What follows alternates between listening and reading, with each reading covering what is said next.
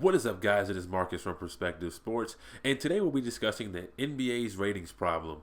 And it's no secret at this point, the ratings are down 23% on TNT, 20% on ESPN, and 13% on the regional sports networks. And the two teams leading the way down are the Washington Wizards and the Golden State Warriors, who are down 57 and 51% respectively. And that was actually kind of a shock to me. I thought the Warriors would be leading the way down, but it turns out it's the team about 25 minutes away from here, depending on traffic. The Washington Wizards.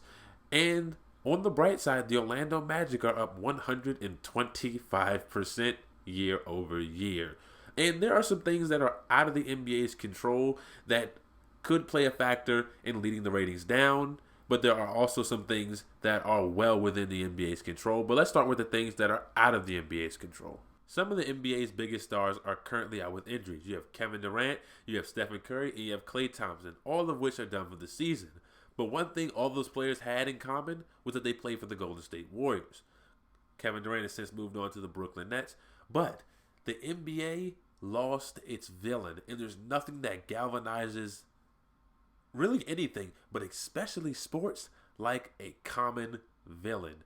Either you want to see them win or you want to see them fail. But either way, you're going to tune in and hope that they succeed or they fail. When you look at the NFL, you have the New England Patriots. Oh, man, people cannot stand the Patriots. So when they get to that Super Bowl, they're going to watch to hope the Rams take them down. Maybe to see Nick Foles take them down. You know, then the Rams didn't do it, but they tuned in to see. They hoped.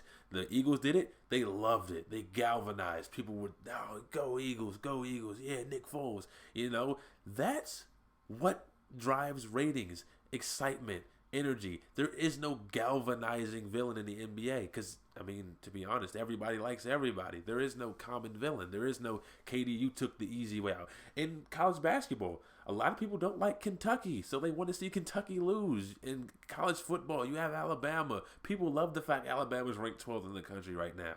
But those drive ratings, and the NBA does not have that right now. But on the opposite spectrum, they don't have a darling team. The NFL, they have the Baltimore Ravens. People love Lamar Jackson, man. I love Lamar Jackson. I was wrong about him, but I love to see him. The Ravens are fun to watch. The 49ers are fun to watch. The NBA doesn't have a villain or a darling. Those are two things that drive ratings, especially when they meet, like when the Patriots played the Ravens. Everyone saw that game. Everybody wanted to see that game, and the darling won, and they loved it. And the NBA is just void of that right now. But the NBA also plays a role in its own ratings decline. And let's start with the first thing. Flex scheduling. I think the NBA needs to introduce flex scheduling. And I'm not asking them to do this the day before, the day of, or a couple days out in advance. I'm asking them to do this maybe a week out. Because if you look back on December 3rd, we had the 14-5 Miami Heat playing against the 15-4 Toronto Raptors. I was not able to watch that game. I don't have League Pass. I don't live in Miami and I don't live in Toronto. So I did not have access to that game.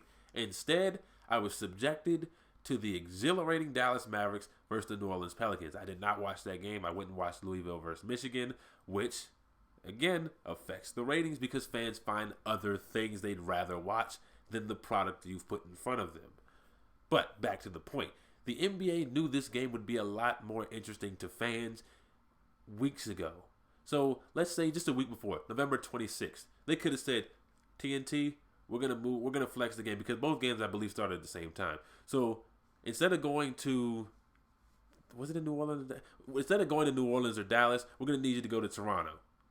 We're gonna need you to get that game. Okay, cool. The networks would like it. The fans would like it. The players would like it because they feel like they're being rewarded for being a good team. You know, we're getting more national TV games. Boom. Everyone wins. And the ratings will go up because we're watching a more interesting game. I was not interested in the Dallas Mavericks versus the New Orleans Pelicans, so I went and watched Louisville play Michigan. That was a game I was interested in. It was two of the best teams in college basketball battling it out. And so I went and watched that instead of the Dallas Mavericks playing against the Pelicans. My second and third points happen to coincide with one another, so I just can join them into this one point, and that's to reinstitute defense and cut down on the fouls. There's nothing more boring than watching whistle after stop and play after stop and play after stop. You get where I'm going with this. And there's nothing more boring than that. And if you look at this chart by 538, NBA players fouling out has skyrocketed over the past 2 seasons, and the article states that if the current pace holds, the 2019-2020 season would see a 60% increase in foulouts year over year. That's insane. The average NBA game has seen 21.4 personal fouls called during the game. That's the highest since the 2006-2007 season, which saw 22.2 personal fouls per game.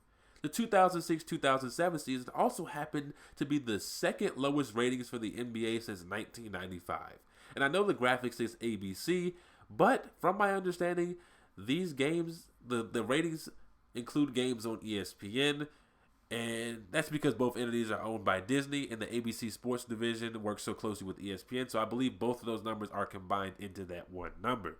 Now, this isn't the end-all be-all evidence because we all know correlation doesn't always mean causation.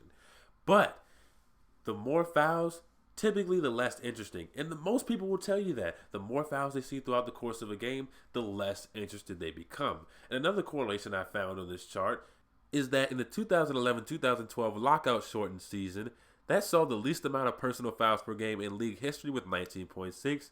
And it also saw the highest rating since the 1999-2000 season with a 3.3 rating. The new rules are intended to increase scoring. There's no secret about that. But I really don't care how many points are scored in a basketball game. I'd rather see a 90-86 game than a 120-116 game filled with fouls, free throws, and frequent stops. And another fun fact from the 2011-2012 lockout shortened season was that the average team scored 96.3 points per game, the slowest of the decade. From the 2009 to 2019, it was the lowest of the decade, yet it had the highest rating of them all. And the final thing I want to bring up is to please stop experimenting. These new rules are turning the game into a gimmick, and allow me to explain why. The 14-second shot clock reset after an offensive rebound. Why am I being penalized for getting an offensive rebound? I went out, my offensive players boxed out, we outworked our opponent, we got the rebound. Why can't I get a fresh 24? Why can't I kick the ball out and restart my offense and run an offense? Why do I get almost half the amount of time to run my offense? I understand you want to increase scoring, but hiking up shots is not the most interesting thing to watch. Next, the freedom of movement rules. That doesn't even make sense because that's literally saying we're penalizing the defense for playing defense in a more fancy way. Because the entire job of defense is to not allow the offense to move freely. That is the point. That's why it's defense. Because if the offense can move freely, they'd score every time. Because we can't impede your way to the basket. I can't get in front of you. I can't slide my feet to get in front of you because I'm impeding your straight line to the basket. So you're literally penalizing players for doing what they're supposed to do. And that's another factor that's playing into these constant stop and starts. Because you have a defensive player who's trying to fight through a screen, and then it's a foul. He fought through the screen too hard. And then you have a defender who's sliding his feet in front of the offensive player. He bumps into him. Oh, okay, now it's a foul. He impeded his freedom of movement. He doesn't have his freedom of movement. Or we're off ball, and we know we're fighting off ball. I'm trying to get you from, getting open. And so it's a foul, off ball foul for not allowing you to move freely. You just see how silly that sounds? And that's why there's so many constant stop and starts in the NBA. And in the G League, they're experimenting with scoring all your points with one free throw. And allow me to explain how that works. Let's say you get fouled and you're going to the free throw line. You shoot one free throw. Whether it be, let's say you get fouled from the 2, you're going up for a layup. One free throw can get you 2 points. Or you get fouled for 3, one free throw gets you 3 points. But that's taking the skill out of shooting free throws. It really is. And allow me to explain. Let's say I have Steve Nash, the best free throw percentage of all time, 90.43. And you have Ben Wallace, a 42% free throw shooter. I have the advantage, as I should. But under this rule, Ben Wallace can get to the free throw line, make one free throw, and be awarded 3 points. He can fluke it in and be rewarded with 3 points instead of having to actually be good at free throws and knock down 3 free throws. And then, if you're really taking and vice versa, Steve Nash, He can knock out 3 free throws, but he may not. Because that's the exciting part about it. He may not. He may knock down the first free throw, knock down the second free throw, but miss the third. Or let's say we're down by 3 and he misses the first one. Okay, well, that makes it really interesting. Maybe he has to make the second one and intentionally miss the third one. So he has to miss it just the right way that it bounces off the rim. We get the rebound and we can put it up. Or he makes the first 2 and he happens to miss the third one. Now, it's a whole different dynamic. One free throw does not do that. One free throw, A, takes the skill out of it, and B, takes the excitement out of it. Let's just move on to the next one. And the next league-killing idea is the 4-point line. You want me to stop watching NBA basketball? Have me sit there and watch people shoot damn near half-court shots the entire game. You really want me to say, all right, I'm done with this. Make me sit there and watch that. Really, make me sit there and watch that. And then you have this idea of a mid-season tournament. And this is really where I started to question, does the NBA understand why its ratings are down? Do they really understand? Because it's not that there's not enough basketball. It's pretty saturated. I mean, it's probably oversaturated when you take into consideration that, you got high school basketball on TV, college basketball, NBA basketball, some of the overseas games. Anyway, it can be considered an oversaturated market. So we don't need more basketball. We need more quality basketball. And bringing it back to the tournament, this is kind of turning into a rant, I'm sorry. But bringing it back into the tournament, the good teams are going to win anyway. And so they're only going to get better. Let's say it's a draft pick prize and cash prize. Okay. The best teams are going to get the top pick in the draft. Okay, so the rich get richer. And the teams who are bad, the poor get poor. And, well, that can't be the case. Well, if it's not competing for the top pick, is it top 5? Because if it's not top 5 or top 10, it's not worth it. The good teams that's not worth getting out of bed in the morning for them. The cash prizes, I mean, sure. I guess. You can always use more money. But there's no incentive for a mid-season tournament because, A, you're making the best teams even better. Or, B, you're making it not worth getting out of bed in the morning for. So the entire mid-season tournament needs to be scrapped. Now, I'm in favor of shortening the season. That's fine. I'm in all in favor of that. But we don't need a mid-season tournament. We don't need to expand the court. We don't need a 4-point line. We don't need to uproot the free throw system. We don't need freedom of movement. We need quality basketball. And I appreciate the fact that Adam Silver is open-minded. I really do. But there is such thing as being too open-minded. I believe he's a guy that's never heard a bad idea before. And that can be dangerous because the NBA does not need restructuring. It needs restoration. It needs to be restored to its past self. It needs defense to become a pride point. It needs the NBA to allow players to play defense. We need to get rid of these freedom of movement rules. We need quality basketball. We don't need gimmicks. I know I sound like an old head, but we really don't. The league needs to be restored to its way where players can play defense and you had to go earn your buckets. It gets a little physical, it gets a little chippy. That's fine. That's what we love.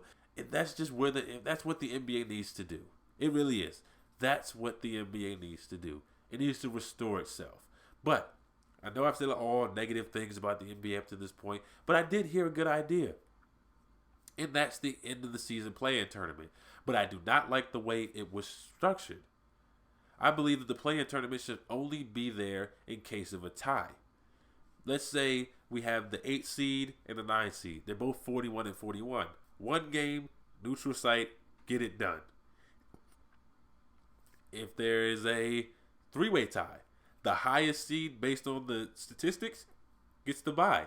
And the 9 and 10 have to play it out to see who plays the 8 seed the next day. So you'd have to play it back-to-back to get in the playoffs. You'd really have to earn it. And that's just how I think it should be handled. The 37-win Lakers, no business competing for a playoff spot. Because that's how this system would work. The Lakers would have had a chance to make the playoffs with 37 wins. No, the Clippers had 48 wins. Trust me, there's a big difference. That's an 11-win gap. There is no reason that the Clippers should have had, in any world, should have to play the Lakers for the playoffs. And that's just how I feel. I'm curious to see what you guys think down in the comment section below. I am a little sick. I do apologize for that. And I'm interested to see what you guys think. Do you think these are good ideas? Maybe you can convince me down in the comment section below. I look forward to reading it. See you there.